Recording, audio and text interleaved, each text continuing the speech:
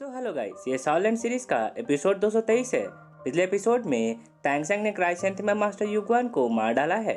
अब जैसे ही वीडियो शुरू होता है तो हमें क्यान रेंजू के एक ट्रायल का सेकेंड फेज दिखाया जाता है। ट्रायल के इस वाले फेज में क्यान रेंजू का पहले वाला रूप यानी कि प्रिंस ज्यू एम्परर शू बैंग के सिंहासन पर बैठा हुआ है और वो अपने कैद में बंद प्रिंस जू बैंग से कहता है कि ये सिंहासन सिर्फ मेरा है। तभी वहाँ पे क्यान रेंज्यू अपने रियल फॉर्म में पहुंच जाती है और वो प्रिंस ज्यू से कहती है कि तुमने ही हर बार निर्दोष लोगों को मारा है और यहाँ तक कि तुमने प्रिंस ज्यू बैंक के फैमिली मेंबर्स को मारकर इस सिंहासन पर कब्जा किया है। ये ट्रायल मेरे उस डिसीजन पर निर्भर करता है जो एंजल गॉड मुझसे करवाना चाहते हैं। इतना सुनकर प्रिंस ज्यू कहता है, भूलो मत, हम दोनों एक ही हैं और मैं जो कुछ भी करता हूँ वो सब तुम्हारी इच्छा पर निर्भर करता है, इसलिए तुम मुझे जज करने के लायक नहीं हो। यहाँ तक कि दुनिया में फैले पाप को खत्म करने के लिए तुम एंजल या फिर किसी और गॉड का प्रतिनिधित्व करने के लिए भी योग्य नहीं हो। अब क्यान रेंज्यू इसका जवाब देते हुए कहती है कि तुम बिल्कुल सही हो, लेकिन जिसने एंजल गॉड के पवित्र तलवार को उठाया हो और अगर उसका दिल साफ ना हो तो उसके साथ क्या करना चाहिए। मैंने जो पाप किया है वो मेरी इच्छा से उपजा है और एंजल गॉड के सक्सेसर के तौर पे मेरे लाइफ में सिर्फ कर्तव्य होना चाहिए, मुझ में ख्वाहिशों का अंश मात्र भी नहीं होना चाहिए। इसलिए आज मैं अपने हाथों से सब कुछ मिटा दूंगी। ऐसा कहकर क्यान रेंज्यू अपना एंजल स्वॉर्ड उठा लेती है। इतना सुनकर प्रिंस यू कहता है, ठीक है, तो मुझे मारकर तुम भी मर जाओ। प्रिंस यू के इतना कहते ही क्यान रेंज्यू अपना पवित्र तलवार उसके सीने में घुसा देती है, यानी कि वो खुद पे ही अपने पवित्र तलवार से वार कर देती है। क्यान रेंजू को ऐसा करते ही उसके बॉडी से खून निकलने लगता है और वो मूर्छित होकर गिर पड़ती है। पर तभी अचानक एक गोल्डन लाइट उस पर गिरता है और वो ठीक हो जाती है और फिर वो तुरंत एंजल प्लेटफॉर्म में पहुंच जाती है। इसके बाद क्यान दोलियो उसे खड़े होने को कहते हैं और बताते हैं कि उसने 8 ट्रायल का सेकेंड फेज भी पार कर लिया है।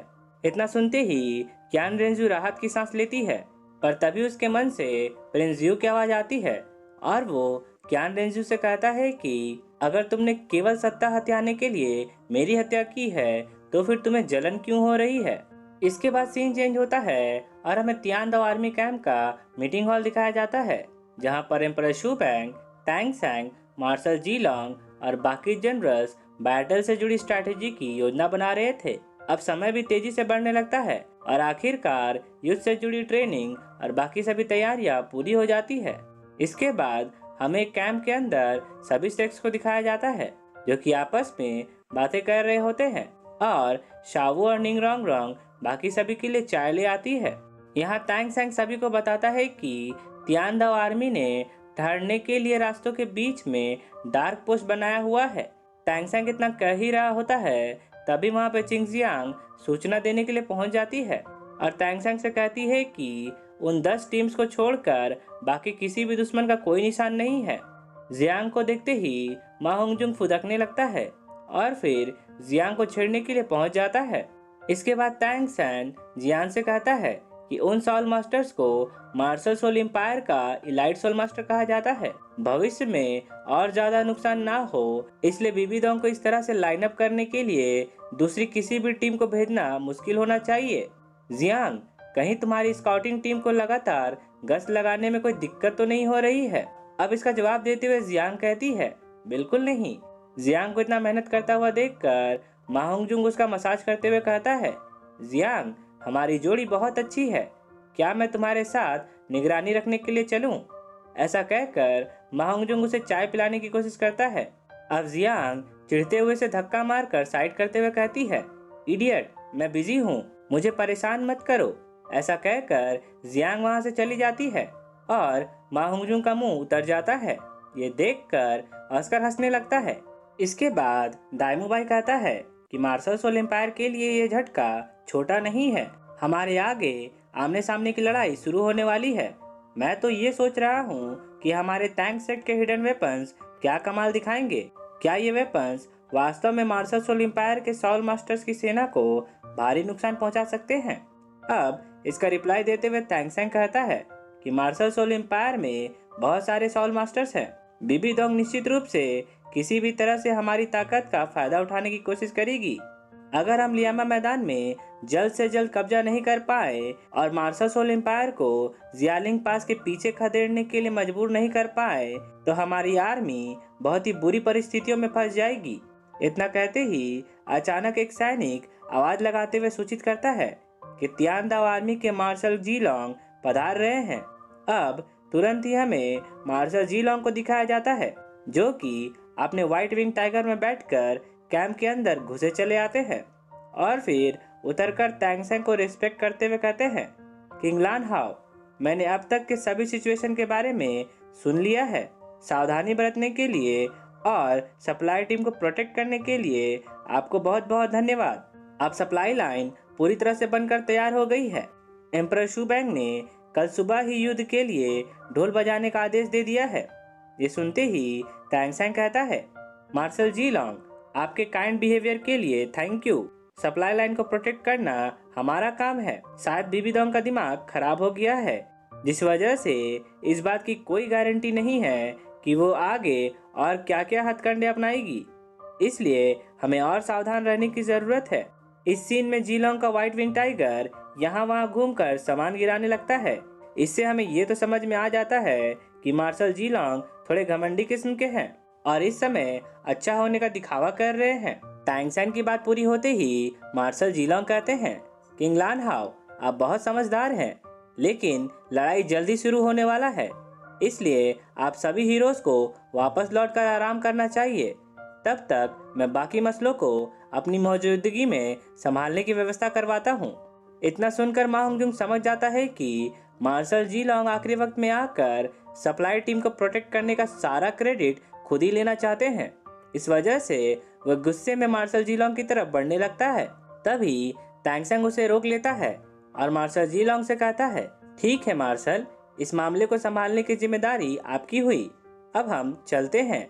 ऐसा कहकर तैंगसेंग सभी श्रेक्स के साथ कैंप से बाहर निकलने लगता है।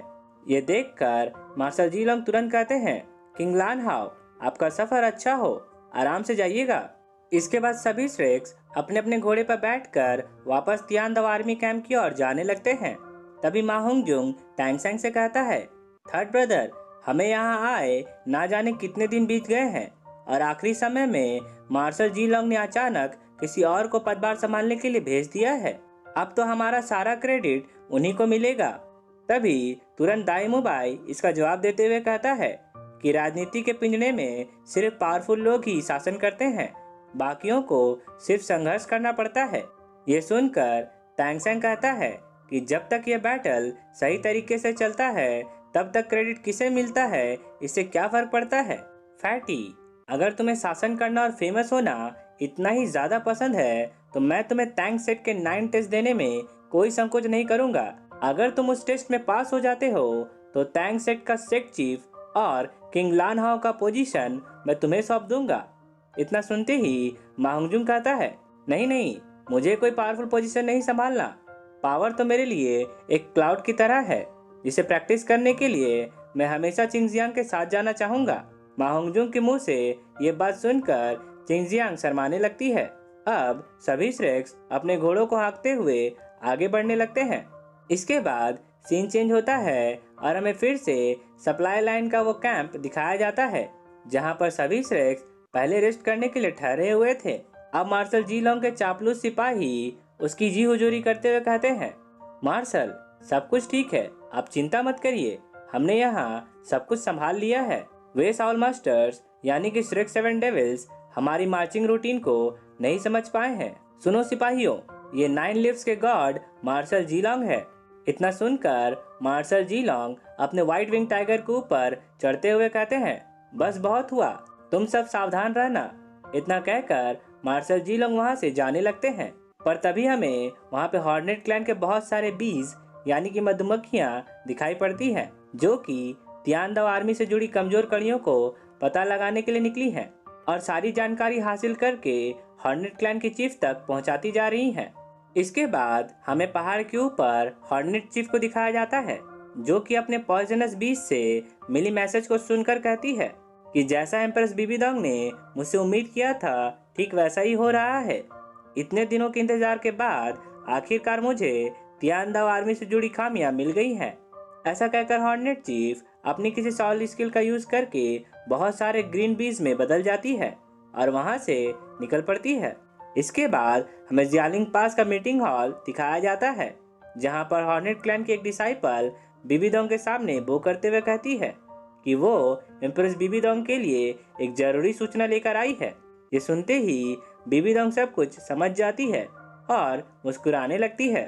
इसके बाद सीन फिर से चेंज होता है और हमें तियानदाओ आर्मी कैंप दिखाया जाता है, जहां पर कुछ सैनिक ढोल पीटकर और भोपू बजाकर सभी सैनिकों को युद्ध के लिए तैयार होने का संकेत देते हैं, जिसे सुनकर तियानदाओ आर्मी जल्दी से हथियार उठाकर अपना अपना फॉर्मेशन बनाने लगती है और फिर टैंक सेट के 10,000 हथियारबंद सैनिक भी अपना फॉर्मेशन बनाकर बाहर निकलने लगते हैं।